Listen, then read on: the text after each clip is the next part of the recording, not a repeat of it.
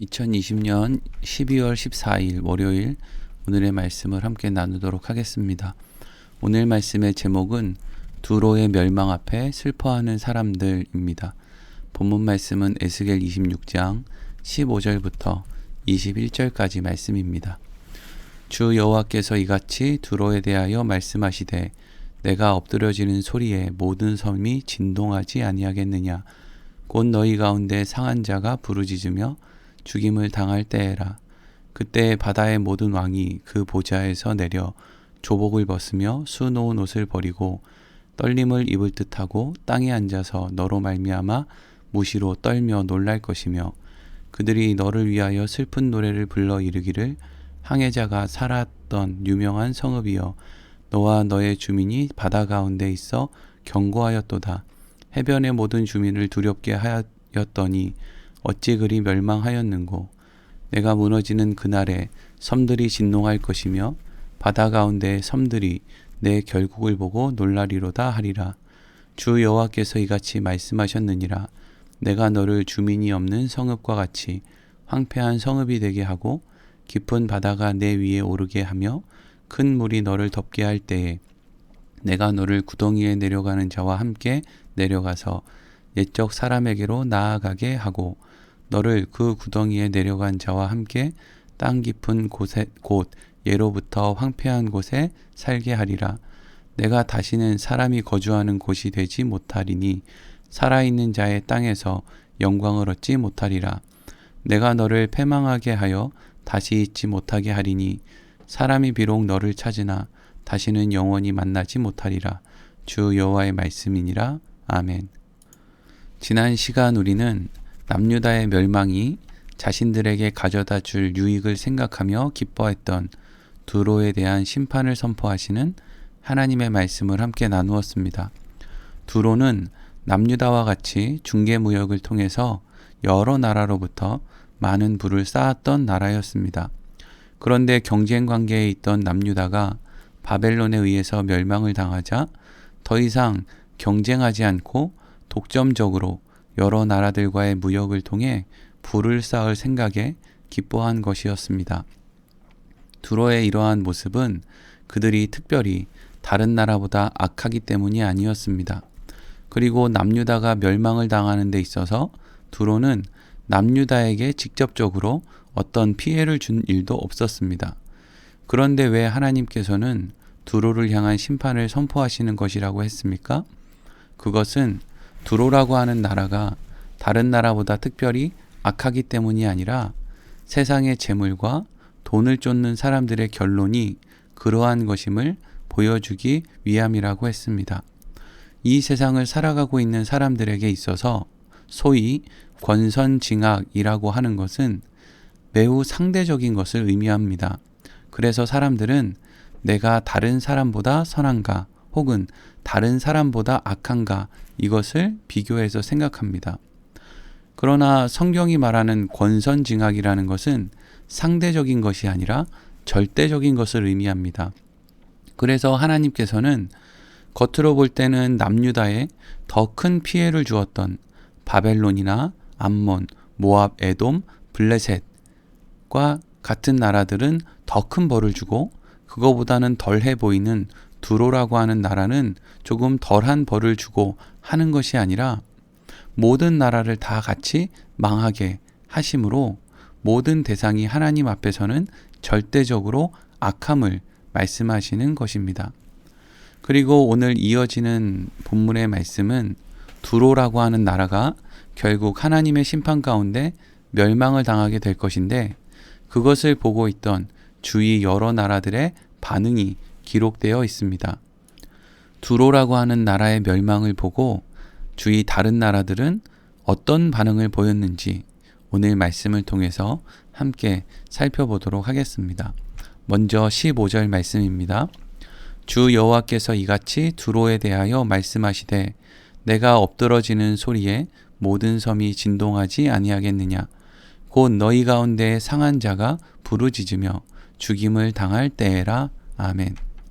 하나님께서는 에스겔 선지자에게 두로라고 하는 나라가 결국 망하게 될 것이라고 말씀하시면서 그때 육지 위에 있는 두로의 영토와 바다의 섬 위에 있는 두로의 영토가 모두 멸망을 당하게 될 것이라고 말씀하셨습니다. 그래서 15절의 말씀에서 내가 엎드러지는 소리에 모든 섬이 진동하지 아니하겠느냐라고 말씀하시므로 섬에 있는 나라들이 자신들은 섬에 있기 때문에 안전하다고 생각했는데 두로가 멸망을 당하는 것을 보고 자신들도 결코 안전할 수 없다라고 하는 그 생각에 그렇게 모든 섬이 진동하지 아니하겠느냐라고 말씀하고 있는 것입니다. 그리고 섬에 위치한 두로의 영토가 결국 멸망을 당하게 될 때, 그래서 그곳에 있는 상한 자가 부르짖으며 죽임을 당하게 될 때 어떤 일이 일어나게 될 것이라고 말하고 있습니까? 이어지는 16절 말씀입니다. 그때 바다의 모든 왕이 그 보좌에서 내려 조복을 벗으며 수놓은 옷을 버리고 떨림을 입을 듯 하고 땅에 앉아서 너로 말미암아 무시로 떨며 놀랄 것이며 아멘. 그런데 두로가 망하는 날 어떤 일이 일어난다고 말하고 있습니까? 바다의 모든 왕이 조복과 수놓은 옷을 버리고 떨림을 입고 땅에 앉을 것이라고 말합니다. 그리고 두로가 망하는 것으로 인해서 떨며 놀랄 것이라고 합니다. 조복과 수놓은 옷을 버렸다라고 할 때 조복이라는 것은 왕이나 고관들이 입었던 화려한 옷을 말하는 것입니다. 그리고 수놓은 옷이라는 것도 결국 화려하고 좋은 옷을 말하는 것입니다. 두로가 망하는 것을 보고 여러 나라의 왕들이 자신들이 입고 있었던 화려한 옷을 벗고 두렵고 떨리는 마음으로 땅에 앉을 것이다 라고 말하는 것입니다. 왜 두로가 망하는 것을 보고 여러 나라의 사람들은, 그 왕들과 고관들은 자신들이 입고 있던 화려한 옷들을 벗어버리고 두려움과 떨림 가운데 땅에 앉을 것이라고 말하는 것일까요? 이어지는 말씀을 통해서 생각해 보겠습니다. 17절과 18절 말씀입니다. 그들이 너를 위하여 슬픈 노래를 불러 이르기를 항해자가 살았던 유명한 성읍이여 너와 너의 주민이 바다 가운데 있어 견고하였도다. 해변의 모든 주민을 두렵게 하였더니 어찌 그리 멸망하였는고.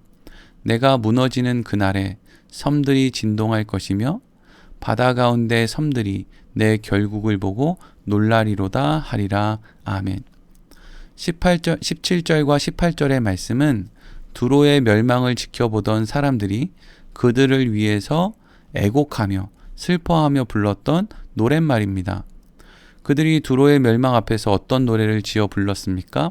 이 노랫말에 대한 기록이 17절과 18절에 있는 내용이죠. 이렇게 되어 있죠. 항해자가 살았던 유명한 성읍, 너와 너의 주민이 바다 가운데 있어 견고하였다. 해변의 모든 주민을 두렵게 하였다. 그런데 그렇게 했던 너희가 너무나 쉽게 망해버리고 말았다. 이것이 두로의 멸망 앞에 애가를 지어 부른 사람들의 애가의 내용이었습니다. 내가 무너지는 것을 보고 섬들이 진동하고 바다 가운데 섬들이 내 결국을 보고 놀랄 것이다. 이것입니다. 이러한 노랫말은 결국 우리에게 무엇을 말하고 있습니까? 두로를 바라보는 주변 나라들은 두로라고 하는 나라를 바라볼 때 그들은 선망의 대상이었던 것입니다. 그들은 많은 재물을 갖고 있었고 강한 국력을 갖고 있었고 또 영토가 섬 가운데 있어서 적으로부터의 공격에서 자유로운 나라였습니다. 그러니까 주변 나라들은 자신들도 두로와 같은 나라가 되었으면 하는 생각을 갖고 있었다는 것입니다. 이것은 마치 우리가 살아가는 동안에 선망의 대상으로 삼는 사람들에 대한 마음이라고 볼 수 있을 것입니다. 어떤 사람이 권세를 가지고 있고 또 재물도 많이 갖고 있고 건물도 많이 가지고 있습니다. 땅도 많이 소유하고 있습니다. 자식들도 많이 낳았는데 그 자식들은 모두 부모를 공경합니다. 형제들 간에도 우애가 좋습니다. 이런 가정을 우리는 선망의 대상으로 삼을 수 있습니다. 겉으로 볼 때 그 가정은 얼마나 완벽해 보이는 가정이고 그 사람은 얼마나 훌륭해 보이는 사람입니까? 얼마나 많은 사람들이 그러한 가정과 그러한 사람을 선망의 대상으로 삼겠습니까? 그런데 그 가정에 하루아침에 큰 일이 일어나서 예를 들면 전쟁이라든지 화재라든지 교통사고라든지 아니면 강도가 집에 들어오는 그러한 일들을 통해서 하루아침에 그 가정에 있는 사람이 또 그 당사자가 죽거나 크게 다치거나 혹은 집이 망해버렸다라고 생각을 해봅시다. 그때 그 사람과 그 집을 선망의 대상으로 삼았던 사람들은 얼마나 이 세상이라는 것이 더덥고 허무하게 느껴지겠습니까? 지금 내가 가지고 있는 것도 언제 어떻게 사라지고 말 것이라는 생각에 얼마나 허무하겠습니까? 지금 두로의 멸망은 주변 나라들에게는 이렇게 더덥고 허망한 세상을 보여주는 역할을 하게 된 것이었습니다. 그런데 이러한 일들이 결국 누구의 손에 의해서 일어난 것이라고 말하고 있습니까? 바로 하나님이십니다. 오늘 말씀 19절에서 21절까지 말씀 보겠습니다. 주 여호와께서 이같이 말씀하셨느니라. 내가 너를 주민이 없는 성읍과 같이 황폐한 성읍이 되게 하고 깊은 바다가 내 위에 오르게 하며 큰 물이 너를 덮게 할 때에 내가 너를 구덩이에 내려가는 자와 함께 내려가서 옛적 사람에게로 나아가게 하고 너를 그 구덩이에 내려간 자와 함께 땅 깊은 곳 예로부터 황폐한 곳에 살게 하리라. 내가 다시는 사람이 거주하는 곳이 되지 못하리니 살아있는 자의 땅에서 영광을 얻지 못하리라. 내가 너를 패망하게 하여 다시 있지 못하게 하리니 사람이 비록 너를 찾으나 다시는 영원히 만나지 못하리라. 주 여호와의 말씀이라. 아멘.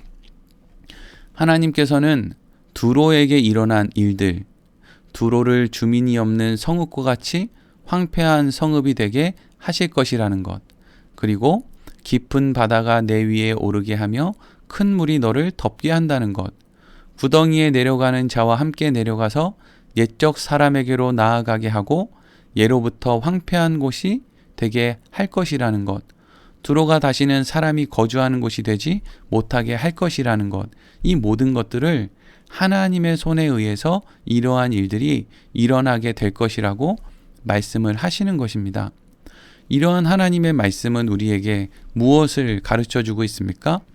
우리가 이 땅을 살아가는 동안에 두로와 같이 겉으로 볼 때는 사람들의 선망의 대상으로 보이는 모든 것들, 그것이 사람이든 가정이든 나라든 결코 그 모든 것들이 우리의 선망의 대상이 될 수가 없다는 것, 그것들은 결국 헛된 것이라는 것을 말씀하고 있는 것입니다. 하나님께서는 특별히 오늘 본문의 말씀에서는 두로의 멸망을 통해서 우리에게 세상을 선망의 대상으로 삼지 말라라고 하는 말씀을 주시지만 궁극적으로 성경 전체를 통해서는 하나님께서 하시는 말씀은 바로 두로를 멸망시킨 두로보다 더 큰 제국 바벨론을 통해서 우리에게 세상을 선망의 대상으로 삼아서는 안 된다는 말씀을 하고 계신다는 것이죠.